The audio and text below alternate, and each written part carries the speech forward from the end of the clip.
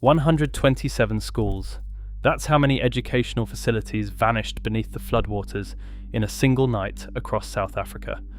But when emergency responders began the search for survivors, they found something that made no scientific sense.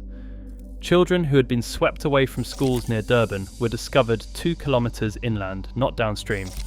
Bodies and debris moved uphill against the current, defying every law of flood dynamics. Then satellite analysis revealed the impossible truth. The water was not flowing down from the mountains like normal floods. It was erupting upward from underground, bursting through school foundations and tearing buildings apart from below. Geological surveys confirmed what hydrologists feared. The entire water table beneath eastern South Africa had shifted overnight. What kind of force can flip an underground ocean in a matter of hours? And if the water table has permanently moved, what happens to the 15 million people whose homes sit directly above the new flood zone? As the floodwaters receded, emergency responders across KwaZulu-Natal and Eastern Cape provinces were confronted with a baffling scene. Debris and flood victims were found scattered in a pattern that defied the natural flow of water. Survivors recounted harrowing tales of water that came from below, not above, as if the very ground beneath their feet had turned against them. Geological survey teams, dispatched to the affected areas, made a startling discovery. The underground water table had experienced a sudden and massive displacement. Aquifers that had remained stable for centuries had shifted, unleashing a torrent of water with unimaginable force. Satellite thermal imaging revealed a chilling picture. Temperature spikes deep beneath the Earth's surface indicated a massive upheaval in the subterranean world. Seismic monitoring stations, designed to detect the faintest tremors, began lighting up with a symphony of underground activity. GPS stations across the region registered alarming ground deformations, as if the very landscape was being reshaped by an unseen hand. Dr. Johannes van der Merwe, a renowned hydrologist from the University of Witwatersrand, struggled to find words to describe the unfolding crisis. In all my years of studying South Africa's water systems, I have never seen anything like this. It is as if the rules of hydrology have been rewritten overnight. As the scientific community grappled with the implications, the South African Weather Service issued an unprecedented warning of geological flood risk, a term that sent shockwaves through the nation. South Africa is a land shaped by the power of water. From the devastating Natal floods of 1987, which claimed 388 lives, to the more recent KwaZulu-Natal floods in 2022, which left 435 dead and caused widespread destruction, the country has endured its share of aquatic disasters. But these past floods, as devastating as they were, followed a predictable pattern. Heavy rainfall in the mountains would send torrents of water downstream, inundating coastal communities as the water made its inexorable journey to the Indian Ocean. Infrastructure such as drainage systems and early warning networks had been built around the understanding that surface water was the primary threat. Emergency protocols were designed with a simple principle in mind: evacuate low-lying areas and seek higher ground. The seasonal flooding that typically occurred between October and March had become a grim but familiar ritual, a dance with nature that South Africans had learned to navigate. But the floods of 2025 marked a terrifying departure from the historical script. For the first time, multiple provinces found themselves battling an enemy that came not from the sky, but from the depths of the earth itself. Water erupting from underground springs and aquifers moved not in the expected linear paths, but in chaotic circular patterns, as if driven by some unseen force. The timing of the event was equally anomalous. Instead of the usual rainy season, the floods struck during the traditional dry months, catching communities off guard and ill-prepared. As experts began to unravel the complex web of geological factors that had set the stage for this disaster, a grim picture emerged. The Witwatersrand Basin, a vast repository of underground water, had been destabilized. The Karoo Aquifer system, a hidden sea beneath the Earth's surface, had been thrown into turmoil. And the extensive network of mine shafts, a legacy of South Africa's long history of mineral extraction, had become conduits for the raging waters. With over 15 million people living above these now volatile subterranean zones, South Africa found itself facing an existential crisis, one that would test the limits of its resilience and ingenuity. To understand the forces that could transform an entire country's hydrological system in a matter of hours, we must delve into the hidden world beneath our feet. In normal times, underground water tables exist in a delicate equilibrium, with surface water slowly percolating through layers of rock and soil to recharge the aquifers below. These subterranean reservoirs are often contained by impermeable rock layers, which act as natural barriers to keep the water in check. But the presence of artificial cavities, such as those created by mining operations, can disrupt this balance, creating pathways for water to move in unexpected ways. The floods of 2025 revealed a terrifying new reality. The hydrostatic pressure deep within the Earth had somehow surpassed the pressure exerted by the water on the surface. This inversion of natural forces triggered a phenomenon known as the Artesian fountain effect, where water is forced upwards through fractures in the rock, gushing out like a geyser.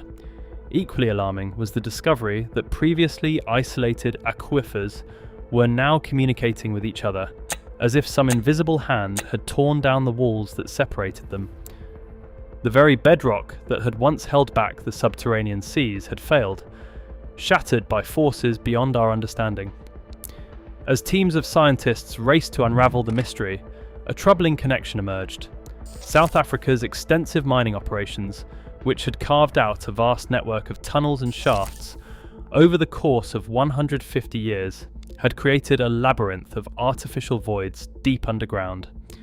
These empty spaces, once supported by the immense pressure of the rock above, were now collapsing, unable to withstand the onslaught of the rising waters. Experts from a range of disciplines, from geology and hydrology to seismology and satellite imaging, pooled their knowledge in a desperate attempt to make sense of the crisis. Dr. Sarah Chen, a geologist with the Council for Geoscience, worked tirelessly to map the shifting pressures deep within the Earth. Professor Andreas Müller, a hydrologist from the University of Cape Town, developed complex models to simulate the flow of water through the fractured bedrock. International specialists were called in to lend their expertise, from Dutch engineers with a long history of battling the sea to Israeli hydrologists with deep knowledge of managing water in arid environments. But even with this global brainpower, the scale and complexity of the problem defied easy solutions. As the data poured in, a chilling picture began to emerge. The intense La Nina weather pattern, which had brought unusually heavy rainfall to the region, had saturated the soil to the point where it could no longer absorb the water. With nowhere else to go, the excess moisture was forced deep into the earth, like a giant syringe injecting water into the rock. The pressure built up until it reached a critical threshold. Then, in a catastrophic chain reaction, the very foundations of the land gave way. Water, under immense pressure, burst through the surface in explosive fountains, tearing apart buildings, roads, and anything in its path. As the scope of the disaster became clear, a sense of dread settled over South Africa. What had begun as a localized crisis in the eastern provinces quickly began spreading, with ominous signs that the worst was yet to come. In the Free State, hundreds of kilometers from the initial flood zones, seismic sensors began to pick up the first tremors of underground activity. Geologists, poring over the data, realized with growing horror that the subterranean pressure wave was moving westward, like a slow-motion tsunami beneath the Earth's surface. The implications were staggering. In the path of this geological juggernaut lay Johannesburg, the economic heartland of South Africa and home to over 5 million people. The city, built on a rich legacy of gold mining, now faced an existential threat from the very ground beneath its feet. The mines that had once been the lifeblood of the region, providing jobs and economic stability, had become ticking time bombs. The vast network of tunnels and shafts, which stretched for thousands of kilometres beneath the surface, were now conduits for the rising waters. As the pressure mounted, these underground passages began to collapse, sending shockwaves through the earth and triggering a cascade of secondary disasters. In the Platinum Belt, home to the world's largest deposits of this precious metal, mine shafts began to flood, forcing the evacuation of thousands of workers. The global supply chain, already strained by the COVID-19 pandemic, braced for yet another shock as the flow of platinum, critical for everything from catalytic converters to fuel cells, was suddenly thrown into doubt. The power grid, which relied on a network of coal-fired plants, built on the very same geology that was now unravelling, began to falter. Cooling systems dependent on a steady supply of water began to fail as the aquifers they drew from were overwhelmed.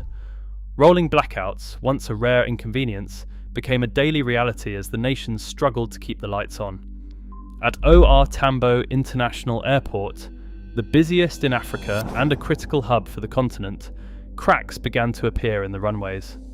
Engineers, scrambling to assess the damage, realised with growing alarm that the very foundation of the airport was at risk of collapse, undermined by the shifting ground beneath.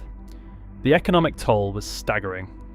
The mining sector, which accounted for 8% of South Africa's GDP and employed over 450,000 people directly, ground to a halt. Global markets, heavily dependent on South Africa's mineral wealth, braced for the shockwaves.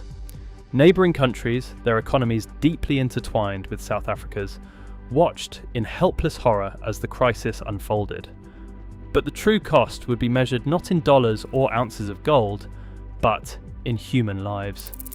Early projections painted a grim picture. Over 500,000 people in the immediate flood zones would be displaced, their homes and communities lost beneath the rising waters. Millions more would be forced to flee as the economic fallout of the disaster spread like a contagion. Neighbouring countries, already grappling with their own challenges, braced for an influx of refugees. Botswana, Namibia, and Zimbabwe, with water tables connected to the same geological systems that were now unravelling in South Africa, watched anxiously for signs that the crisis would spread beyond their borders. As the nation mobilised every resource at its disposal to confront the unfolding catastrophe, one thing became terrifyingly clear. There was no playbook for a disaster of this scale and complexity. South Africa and the world would have to chart a new path, one that recognised the awesome power and fragility of the ground beneath our feet. As the floodwaters continued to rise, exposing the hidden faults in South Africa's geology, they also laid bare the vulnerabilities that had been lurking beneath the surface of the nation's infrastructure and social fabric. The early warning systems designed to alert communities to impending floods had been built with surface water in mind. They were ill-equipped to detect the silent, subterranean movements that now threatened the nation. Seismic monitors designed to track earthquakes had never been calibrated to pick up the subtle tremors that heralded the underground floods. The buildings and roads that formed the backbone of South Africa's cities and towns had been engineered to withstand the forces of nature that came from above, not below. Foundations, anchored in the bedrock, were now being undermined by the very earth they were meant to rest upon. Bridges and highways, arteries of commerce and connection, were being washed away by waters that seemed to come from nowhere. The emergency response plans, honed over decades of dealing with floods and droughts, were built around the assumption that water would behave in predictable ways. Evacuation routes were designed to move people away from low-lying areas and downstream from swollen rivers. But now, with the water coming from below, these carefully laid plans were being turned on their head. As the crisis deepened, the vulnerabilities of South Africa's critical infrastructure became impossible to ignore. The Johannesburg water supply, dependent on a complex network of underground pipes and reservoirs, was being infiltrated by the rising floodwaters. In Cape Town, the backup systems that had been put in place during the water crisis of 2018 were being compromised by the geological shifts underway. The Port Elizabeth Industrial Corridor, a vital hub of manufacturing and commerce, sat on a foundation of fractured bedrock that was now being saturated with water. In the Kruger National Park, one of Africa's most iconic wildlife reserves, the delicate balance of the ecosystem was being thrown into chaos as the water table beneath the park shifted and heaved. But perhaps the most devastating vulnerability lay not in the physical infrastructure, but in the social and economic fabric of the nation. South Africa, still grappling with the legacy of apartheid and the challenges of inequality and poverty, now faced a crisis that threatened to tear apart the very foundations of its society. The mining communities, long the backbone of the economy, were facing an uncertain future as the floods threatened to render their livelihoods obsolete. The farmers, who had weathered droughts and economic downturns, now faced the prospect of their lands being swallowed up by the rising waters. And for the millions of South Africans who lived in informal settlements, often built on the most vulnerable lands, the floods represented an existential threat. These communities, already marginalised and underserved, now faced the prospect of being washed away entirely, their homes and possessions lost to the raging waters. As the nation struggled to come to grips with the scale of the crisis, it became clear that the vulnerabilities exposed by the floods were not just a matter of geology and hydrology, but of politics and power. The decisions that had been made over decades about where to build and how to allocate resources were now being called into question in the harshest possible light. In the face of this overwhelming challenge, South Africa would need to summon every ounce of its resilience and ingenuity. It would need to forge new alliances both within its borders and beyond to confront a threat that recognised no boundaries. And it would need to do so with a sense of urgency and purpose, knowing that the very future of the nation hung in the balance. As the floodwaters continued to rise, scientists and policymakers alike scrambled to make sense of the unfolding crisis. One thing was clear: the traditional tools and techniques for monitoring and predicting floods were woefully inadequate in the face of this subterranean threat. Seismologists, who had long focused their attention on the movements of the Earth's crust, now turned their gaze downward, searching for the telltale signs of underground activity.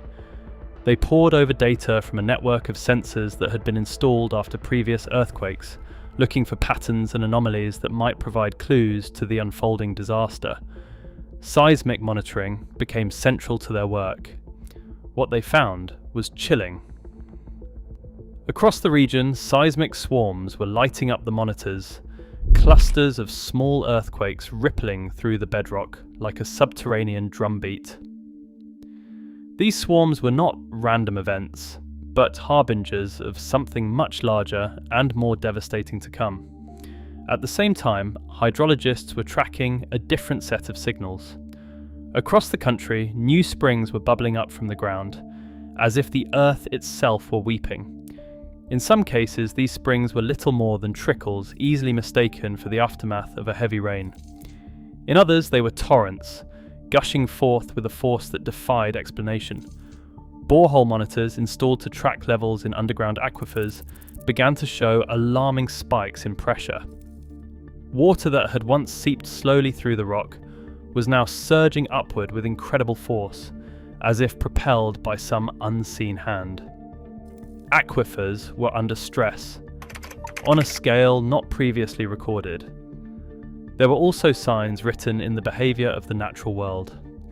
Across the region, animals began to act in strange and unsettling ways. Birds that had once flocked to wetlands and rivers were abandoning nests, as if sensing impending danger.